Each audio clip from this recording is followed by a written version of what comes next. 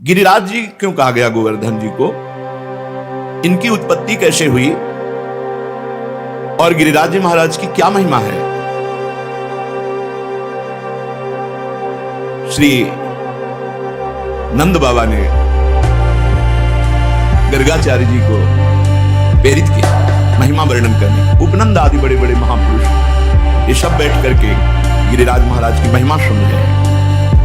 साक्षात परिपूर्णतम भगवान श्री कृष्णचंद्र जो असंख्य ब्रह्मांडों के अधिपति हैं, कर्तुम अकर्तुम अन्यथा कर्तुम सर्व समर्थ हैं। जब पृथ्वी का भार उतारने के लिए स्वयं इस भूतल पर पधारे तो उन जनार्दन ने अपनी प्राण प्रिय प्राण वल्लभा अपनी उपास्य श्री राधा किशोरी से कहा, प्रिय तुम्हें हमारे साथ भूतल में हमारे लिए चलना होगा नवनिवृत्त निकुंज से।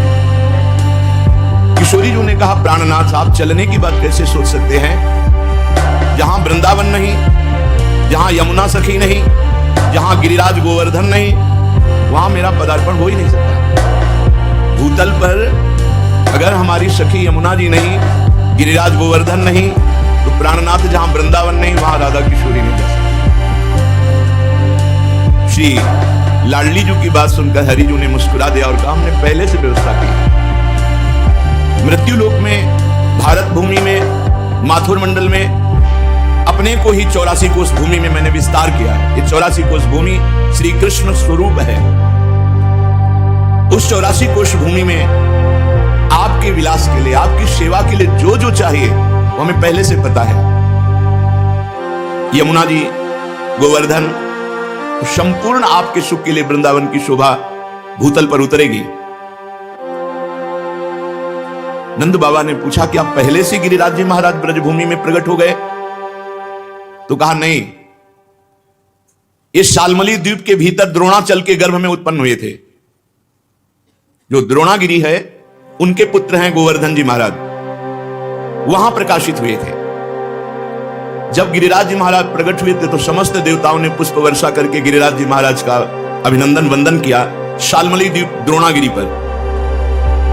हिमालय आदि पर्वतों ने, सुमेरु आदि पर्वतों ने आकर के गिरिराज जी का पूजन किया, प्रणाम किया, परिक्रमा की। विधिवत पूजन करने के बाद समस्त पर्वतों ने हाथ जोड़कर गोवर्धन जी की स्तुति प्रारंभ की। त्वं साक्षात् कृष्णचंदस्य परिपूर्णतमस्य च गोलोके गोगणैर्युक्ते गोपी गोपाल संयुते त्वं हि गोवर्धनो नाम वृंदारण्ये विराजसे त्वन्नो गिरीणां सर्वेषां गिरिराजो शिशाम्प्रतं नमो वृंदावनांकाय तुभ्यं गोलोक मौलिने पूर्ण ब्रह्म तपत्राय नमो गोवर्धनाय च। समस्त सुमेर, हिमालय आदि बड़े बड़े पर्वतों ने गिरिराज महाराज की स्तुति की। हे गिरिराज, तुम साक्षात परिपूर्णतम भगवान श्री कृष्ण का स्वरूप हो।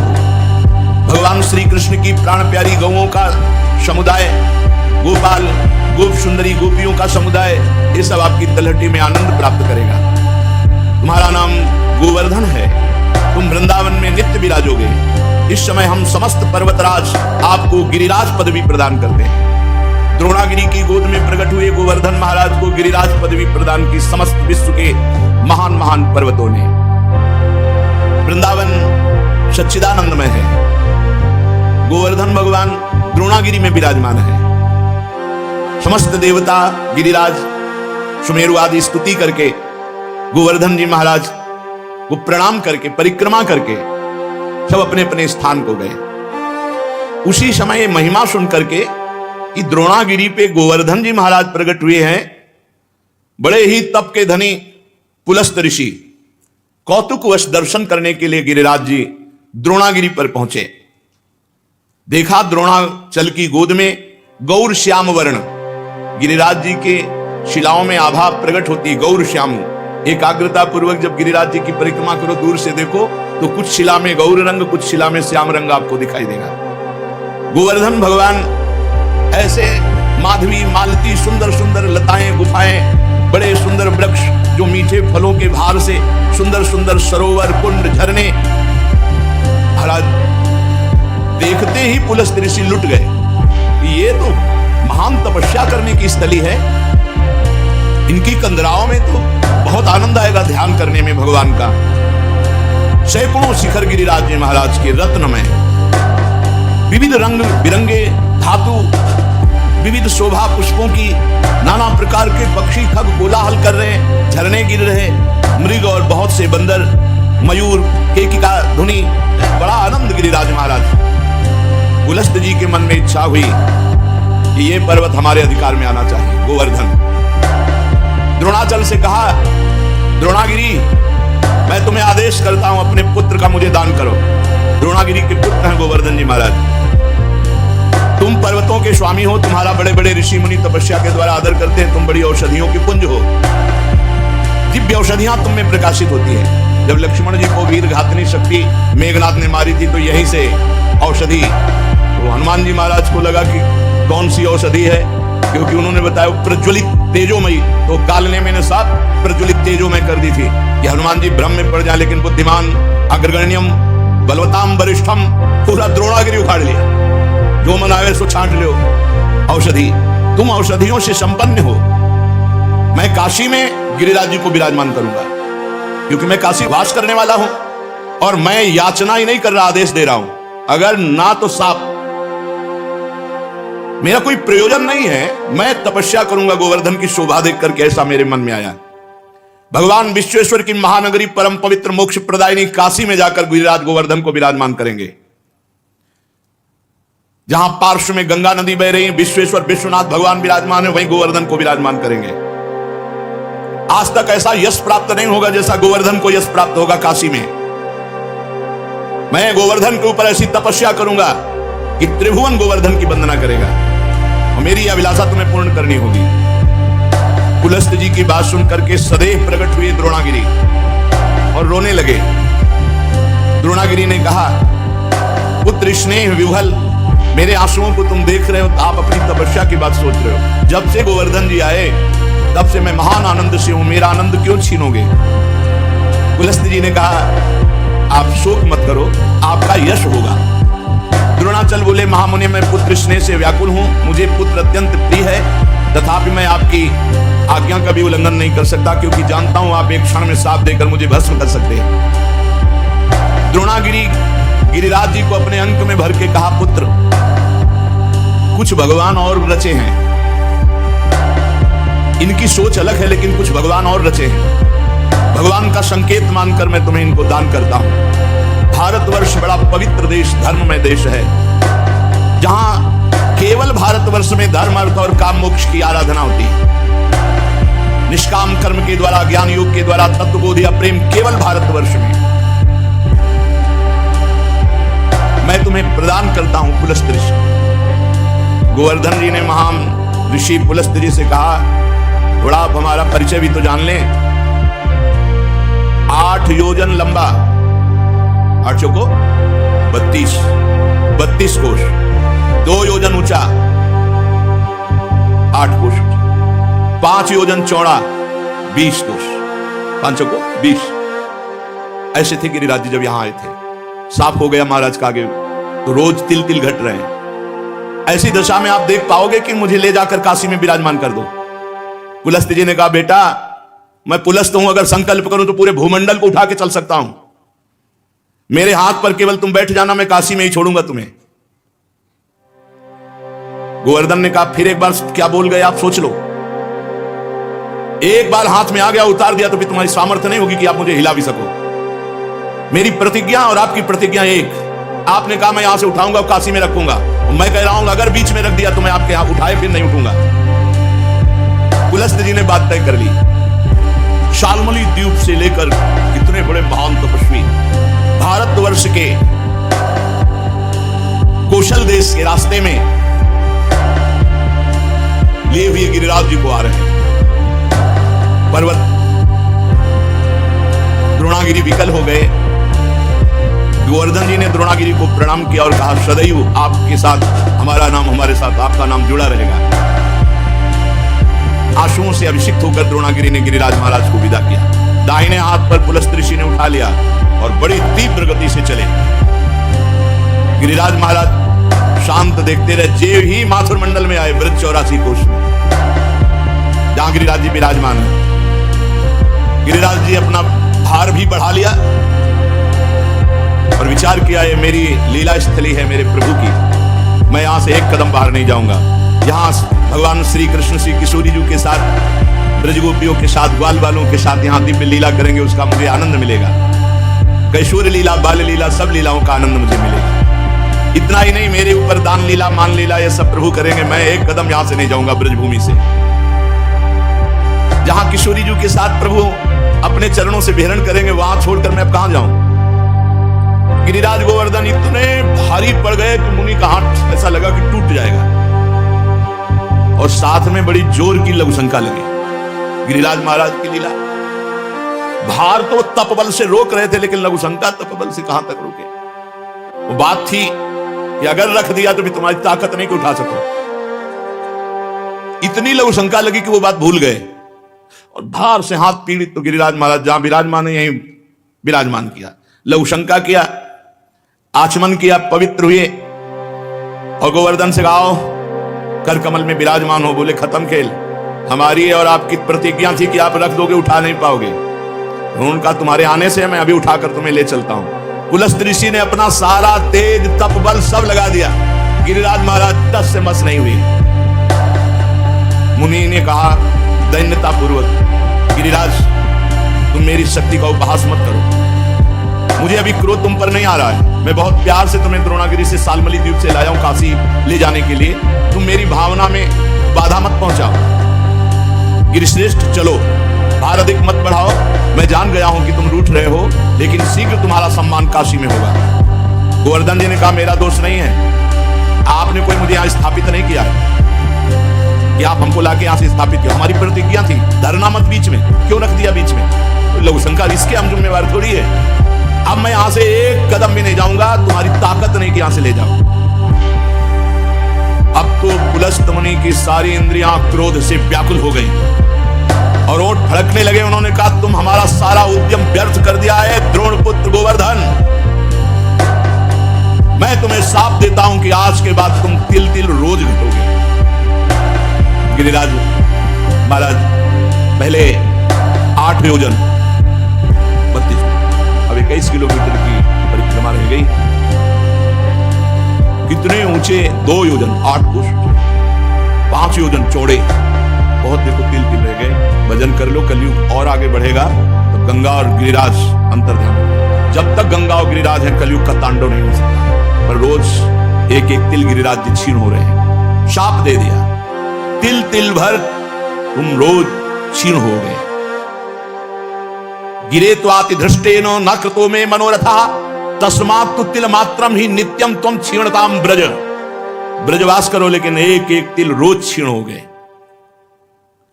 गर्गाचार्य जी कहते हैं यावत भागीरथी गंगा यावत गोवर्धनो गिरी तावत कलेह प्रभावस्तु भविष्यति न करहिचित। जब तक गिरिराज गोवर्धन विराजमान है, भागीरथी गंगा प्रवाहित है, तब तक कलयुग अपना तांडव नहीं कर सकता। हाँ, उसका प्रभाव रहेगा। तांडव शब्द से मतलब है भ्रष्टाचार ही भ्रष्टाचार। भ्रष्टाचारा सत संसारा, धर्म सुने नहीं काना, कलिकाल विहाल की मनुजा नहीं माने को अनुजात अनुजात। ऐसा भ्रष्ट आचरण, न कहीं स्वाहा न स्वधा न राम न कृष्ण न हरि, अब बिल्कुल भ्रष्टाचार। तब भगवान कल के रूप में आकर दुष्टों का संहार करके फिर नवीन शांति की स्थापना करेंगे। उस दिन से गोवर्धन महाराज ब्रज में विराजमान हुए, पर महाराज पुलस्त्य जी के हिसाब से तिल तिल क्षीण होते गए। जब तक भागीरथी गंगा गोवर्धन पर्वत भूतल पर विद्यमान है, तब तक कलिकाल का प्रभाव कदापि नहीं बढ़ेगा। ये गोवर्धन का शालमली द्वीप द्रोणागिरी से ब्रजधाम आना है। ये पावन श्री गिरिराज महाराज जी का चरित्र है। एक समय की बात है कि गोदावरी तट पर एक ग्राम में एक ब्राह्मण रहता था। तो वो अपना ऋण लेने के लिए, कोई धनी मानी मथुरापुरी में रहते थे, तो यहाँ आए। वो अपना कार्य पूरा करके जब घर को लौट रहे थे, तो रास्ते में गिरिराज गोवर्धन जी मिले। तो ऐसा सुंदर पत्थर का टुकड़ा ऐसे देख करके उनको लगा कि साथ ले जाना चाहिए। एक बात ध्यान रखें, गिरिराज जी को साप मिल गया है, इस बात के लिए कोई ब्रज से बाहर नहीं जाना चाहिए। और अगर किसी ने गिरिराज जी को ब्रज से बाहर ले जाने की चेष्टा की तो सांप का अधिकारी होगा, अपने आप उसका पतन शुरू हो जाएगा। ये मत सोचो कि गिरिराज जी की शिला की महिमा सुनी तो ले जाकर ब्रजमंडल के बाहर विराजमान कर ले, ये सिद्धांत नहीं है। कुछ लोग कहते हैं कि अगर आप शिला उठाओ तो उसी के बराबर सोना, गिरिराज जी को सोना, सुमेरु पर्वत परिक्रमा करके प्रणाम करके गिरिराज पदवी दे गया, उनको सोना चाहिए, उनको ब्रज चाहिए। ब्रज से बाहर ले जाने का कोई सिद्धांत नहीं कि आप सोना चांदी चाहे जितना बराबर रख दो। ऐसा शर्त कर देते तो पुलस्त्य ऋषि तपस्या से सोने का बना देते गिरिराज जी को। गिरिराज जी की शिला को ब्रजमंडल से बाहर ले जाना घोर अपराध है, ये तुम्हारी भक्ति का बाधन होगा, साधक नहीं होगा। ये मत सोचना कि हम गिरिराज जी की शिला उठाए, इतनी महिमा सुनी तो बाहर ले जाएं। अपना कार्य पूरा करके वो घर लौटने लगा। तब गोवर्धन के जी के तट पर वो गोल पत्थर बड़ा सुंदर लगा, गिरिराज जी की शिला तो उठा ली। अभी वो ब्रजमंडल में ही था कि एक घोर राक्षस उस पर टूट पड़ा, उस ब्राह्मण। उसका मुंह ऐसे नाटा छाती में घुसा हुआ, 3 पैर 6 भुजाएं, बड़ा विकराल ओंठ, ऐसे दांत, मोटी नाक, बदबू आ रही थी, बड़े बड़े दांत बगाड़ कर ब्राह्मण को खाने के लिए। राक्षस बहुत भूखा था, वो दहाड़ता हुआ ब्राह्मण के ऊपर। अब जैसे कोई आक्रमण करे तो अपने पास कुछ होता तो ऐसे करने का। ब्राह्मण के हाथ में गिरिराज शिला थी, सीधे उस राक्षस के ऊपर गिरिराज शिला का प्रहार किया। जो ही गिरिराज शिला स्पर्श हुई, उसका राक्षस शरीर छूटा और श्याम सुंदर रूप अर्थात भगवान के सारूप के मोक्ष को प्राप्त। जैसा भगवान श्याम सुंदर का रूप, वैसा रूप, विशाल नेत्र, प्रफुल्ल कमल दल के समान, बनमाला धारण किए हुए, पीतांबर मुकुट, कानों में कुंडल, एक हाथ में वेद, ऐसा लग रहा था साक्षात श्याम सुंदर प्रकट हो गए। जब वो दिव्य रूपधारी हो गया और ब्राह्मण देवता के आगे घुटने टेक लिए और कहा, हे ब्राह्मण श्रेष्ठ, तुमने मुझे आज निष्पाप कर दिया। आज तक मैं निष्पाप नहीं हो पाया महामते। मेरी राक्षस योनि न जाने कितने समय से थी और मैं कब तक भोगता, लेकिन ये तुमने गिरिराज जी की शिला से जो प्रहार किया, मेरे सारे पाप नष्ट हो गए। तुम्हारे सिवा ये दूसरा कोई ऐसा नहीं जो मेरा उद्धार कर सकता। ब्राह्मण बोला, पहले तो भयंकर रूप में, अब इतने सुंदर रूप में, मैं आश्चर्य में पड़ गया हूं। मेरे में तो कोई सामर्थ्य नहीं है, मेरे द्वारा तुम्हारा उद्धार कैसे हो सकता? मैंने तो कोई संकल्प भी नहीं किया। और एक पाषाण का क्या ऐसा फल हो सकता है कि उसके स्पर्श से तुम भगवान का स्वरूप हो गए? उसने कहा, ब्राह्मण, ये साधारण पाषाण नहीं है, ये गिरिराज गोवर्धन की शिला है जो साक्षात भगवान हरि का रूप है। अरे इसके दर्शन मात्र से कृतार्थ हो जाए जीव। जो गंधमादन की यात्रा करके बड़ी तपस्या पूर्वक फल की प्राप्ति नहीं की जा सकती, वो गिरिराज जी के दर्शन मात्र से और परिक्रमा से कोटि गुना पुण्य प्राप्त किया जा सकता है। गंधमादन पर्वत पर तपस्या करके जो फल प्राप्त नहीं किया जा सकता, उससे करोड़ गुना फल गिरिराज जी की परिक्रमा, गिरिराज जी के दर्शन से। अब देख लो, राक्षस था, गिरिराज जी के स्पर्श से श्याम सुंदर रूप हो गया। उस जो भगवत स्वरूप बना हुआ है, वो बोला, मलयाचल पर 1 भार स्वर्ण का दान करने से जिस पुण्य फल की प्राप्ति होती है, गिरिराज महाराज में 1 बार लौट जाने से उस फल की प्राप्ति होती। रज में लौट गए, इस सुख को कौन जाने। वृंदावन की गुणन सुन हित सो रज में लौट, जय सुख को पूजत नहीं मुक्ति आदि सतकोट। ये यहाँ का लाभ है। अरे भाई, रज में लौटो, आचमन करो, बैठ के भजन करो, कीर्तन करो। जो मंगल प्रस्थ पर्वत पर ब्राह्मणों से वेद पाठ करवा करके उनको दक्षिणा दे, भगवान विष्णु के शास्त्र नाम का पाठ करवावे, वो जो फल प्राप्त होता है, वो गिरिराज जी की तलहटी में बैठ के थोड़ी देर नाम कीर्तन करने से प्राप्त होता है। थोड़ी देर भगवान नाम कीर्तन गिरिराज जी की तलहटी में। अरे लाभ लो भाई, ब्रजमंडल में आए हो, जरूर जाना गिरिराज जी। बस नशा वसा गंदी बातें मत करो, उपवास करके दर्शन करो। एक दिन उपवास करके देखो, सारे पाप नष्ट हो जाएंगे।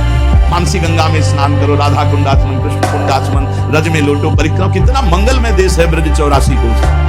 गिरिराज जी के समान पुण्य प्रदान करने वाला कोई भूमंडल पे दूसरा तीर्थ नहीं है। ऋषभ पर्वत, कूटक पर्वत, कोलक पर्वत, सोने से मड़ी हुई सींग वाली 1 करोड़ गौओं का दान करने से जो फल मिलता है, गिरिराज गोवर्धन की संपूर्ण तीर्थ स्थली के दर्शन मात्र से प्राप्त हो जाएगा।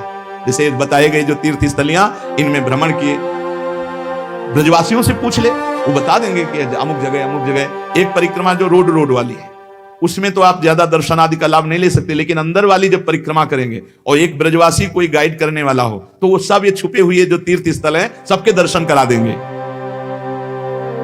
गोवर्धन पर्वत की यात्रा करने से 1 करोड़ सोने से सींग बढ़ाकर गौ में दान करने का जो फल ऋषभ पर्वत, कूटक पर्वत, कोलक पर्वत पर है, वो गिरिराज जी की यात्रा मात्र से पूर्ण हो जाता है। ऋषिमुख, शहगिरी, देवगिरी की संपूर्ण यात्रा और पृथ्वी की पूरी परिक्रमा करने का जो फल है उससे 1 करोड़ गुना फल गिरिराज जी की लूट लूट करके प्रदक्षिणा करने से प्राप्त हो जाता है, अर्थात दंडवती परिक्रमा से। भविष्य काल में उसका मंगल नहीं हो सकता जो एक बार गिरिराज जी से प्रीति कर ले। जय गिरिराज। श्री शैल पर 10,000 वर्ष तक जो तप और यज्ञानुष्ठानों का फल मिलता है, गोवर्धन के उच्च कुंड में, जहां अप्सरा कुंड है, उछरी की लोटा के स्नान करने से वो फल प्राप्त हो जाता है। जो गोवर्धन पर्वत पर उत्तम ब्रजवासी ब्राह्मणों को पवाकर दान देता है, वह स्वर्ग चाहे तो स्वर्ग, भगवान के वैकुंठ धाम को चाहे तो वैकुंठ धाम की प्राप्ति हो। धन होए ना तो ये लाभ लेना चाहिए, भगवान के तीर्थों धामों में जाकर के भूखों को भोजन देना चाहिए, पूज्य जनों को कुछ दक्षिणा भोजन ऐसे करना चाहिए, भगवान दिए हो तो करना चाहिए। यहाँ 1 का लाखों भगवान देते हैं, मिलेगा, थोड़ा धैर्य रखो। समय खेती भी बोई जाती है तो अपने समय से फलीभूत होती है। चित्रकूट पर्वत पे रामनवमी के दिन पयस्वनी मंदाकिनी में, वैशाख की तृतीया को पारियात्र पर्वत पर, पूर्णिमा को कुकुराचल पर और द्वादशी को नीलाचल जगन्नाथपुरी में, सप्तमी को इंद्रकील पर्वत पर जो दर्शन करने से पुण्य होता है, परम लाभ होता है, गोवर्धन गिरिराज जी में किसी एक कुंड में स्नान करने से उसका फल प्राप्त होता है। किसी एक कुंड पर बड़ा योग लिखे हुए हैं कि जैसे बृहस्पति के सिंह राशि पर स्थित होने पर गोदावरी में, कुंभ राशि पर हरिद्वार में, पुण्य नक्षत्र पुष्कर में, सूर्य ग्रहण कुरुक्षेत्र, चंद्र ग्रहण काशी में, एकादशी के दिन शुकर तीर्थ में, कार्तिक पूर्णिमा को गढ़मुक्तेश्वर में, जन्माष्टमी के दिन मथुरा जेल में, द्वादशी के दिन खांडोवन में, कार्तिक पूर्णिमा को वेंकटेश्वर नामक महावट, मकर संक्रांति तीर्थराज प्रयाग में, वैधृति योग बरिष्मति, रामनवमी के दिन अयोध्या में। ये जो यात्रा करने पर फल प्राप्त होता है, गिरिराज जी की शिला का जल से अभिषेक, दुग्ध से अभिषेक, गिरिराज जी की शिला का पूजन करने से वो सब फल प्राप्त हो जाता है। जो भगवान श्री कृष्ण में मन लगाकर उद्धव कुंड, गोविंद कुंड इसमें स्नान करता है, श्री कृष्ण के सारूप पे पद को प्राप्त होता है। हमारे गोवर्धन पर्वत पर जो मानसी गंगा है, बहुत पवित्र है मानसी गंगा, बहुत पवित्र। अनुभव की बात कह रहा हूं, अभी बार बार हम जब गिरिराज जी की बात करेंगे तो मानसी गंगा की बात करेंगे। सैकड़ों राजसूय यज्ञ करने वाला उतना पवित्र नहीं हो सकता जितना मानसी गंगा में स्नान करने से। गिरिराज जी का दर्शन स्पर्श महान पुण्यात्मा को प्राप्त होता है। यदि आपको विश्वास ना हो तो देखो, मैं महापापी हूं, गोवर्धन की शिला स्पर्श मात्र से मैंने भगवान श्री कृष्ण के स्वरूप को प्राप्त कर लिया। उस भगवत स्वरूप की बात सुनकर के ब्राह्मण को बड़ा विस्मय हुआ, गिरिराज जी के प्रभाव को जानकर बार बार पुलकित हुआ। फिर ब्राह्मण ने पूछा, इस समय तुम दिव्य रूप में हो, पहले तो मुझे राक्षस रूप में दिखाई दिए। तो सिद्ध ने कहा, मैं पूर्व जन्म में एक धनी वैश्य था, समर्थ था, खूब धन संपत्ति हमारे पास थी और रूपवान था। तो मैं दूसरी स्त्रियों के साथ व्यभिचार करना, जुआ खेलना, मदिरा पीना, आगे चल करके वैश्यागमन करना और मदिरा में उन्मत्त होकर हिंसा करना, माता पिता पत्नी सबको मारना फटकारना। एक दिन मैंने ऊब करके अपने माँ बाप को जहर देकर मार डाला और पत्नी की तलवार से काटकर हत्या कर दी और स्वच्छंद रूप से फिर वैश्यागमन आदि अपराध करता रहा। लूटपाट का काम करने लगा क्योंकि धन की आवश्यकता थी। एक दिन मैं बहुत स्वर्ण के आभूषण लूट कर लाया तो वैश्या ने मुझे जहर खवाया, गले में फांसी लगाई और मौत के घाट उतार कर कुएं में फेंक दिया। गंदे आचरण वाले की गंदी ही गति होती है। अब मैं महापातकी यमदूतों के मुदगरों से पीट पीट कर बांध कर नरक ले जाया गया, कुंभी पाक नरक में डाला गया। 1 मनवंतर तक नरक भोगने के बाद मुझे तप्त सूर्मी नामक नरक में डाला गया। ऐसे मैं न जाने कितने नरकों को भोग कर फिर राक्षस बना। भारतवर्ष में कर्म वासना के अनुसार मेरा राक्षस योनि प्रकट हुई। कितने नरक भोगने के बाद। बहुत होश में, हर कर्म बिना दंड दिए नहीं जाएगा। 10,000 वर्ष से मैं भूखा तड़प रहा हूं, मारा मारा घूम रहा हूं 10,000 वर्ष से। यमुना के सुंदर तट पर आज मुझे उद्धार का अवसर मिला। आपने जो गिरिराज जी की शिला मुझे मारी, उससे मैं भगवत स्वरूप हूं। आज ब्रजभूमि को मैं बार बार नमस्कार करता हूं। जिस ब्रजभूमि में मैं भूखा तड़पता पापी तुम्हें खाने के लिए, लेकिन तुम्हारे द्वारा गिरिराज जी के स्पर्श से साक्षात श्री कृष्ण स्वरूप हो गया। इस प्रकार वार्ता हो ही रही थी कि भगवत धाम से एक विमान उतरा जो सहस्त्रों सूर्यों के समान तेजस्वी था। 10,000 घोड़े जुटे हुए थे और महान ध्वनि हो रही थी। उसमें भगवत पार्षद आए और ब्राह्मण के देखते देखते उस सिद्ध को, जो राक्षस था, अब भगवत स्वरूप हो गया था, विमान में बैठाला और भगवान के धाम को ले गए। निकुंज विलासी श्री प्रिया प्रीतम की पावन प्रेम स्थली, क्रीड़ा स्थली है।